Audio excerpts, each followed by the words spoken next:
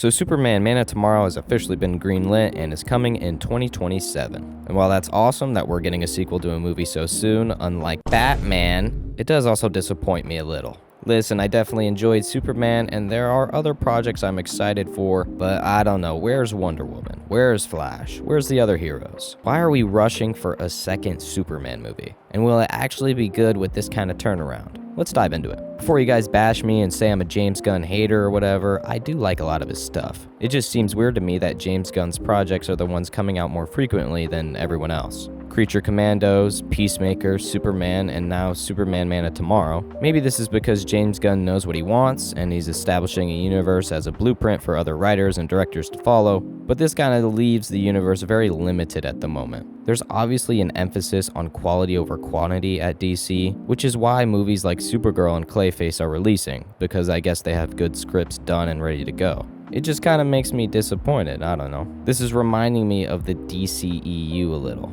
Like, one of the big complaints from that universe is that there wasn't a whole lot of setup and solo movies for characters. But a difference here is that there is definitely more connecting tissue and narrative focus with these new DC movies. James Gunn has said that he doesn't want every movie to be a necessary viewing to watch future movies, and doesn't want things to play out like Marvel with phases and big lead-up films. But they definitely saw that people like Superman, so they just greenlit the next Superman movie. It seems like a reactionary pick rather than a planned one. Because we saw the DCU slate a few years ago, and there was definitely more variety in there. But again, things change and scripts just end up getting finished before others, so it could all be just coincidences. It just reminds me of Iron Man 2 and how that one was rushed out because of the success of Iron Man. And as we know, Iron Man 2 isn't really that good, and it's definitely not as good as the first Iron Man. Like I said, there are still other projects happening. Supergirl's on its way, and I have to say, I'm not excited for it, I guess. I'd have to wait for a trailer, of course, but Supergirl feels like someone who should have been properly introduced and a side character in one movie, and then get her own movie later down the line. Kinda like Black Panther or Black Widow, but if her movie came before Infinity War.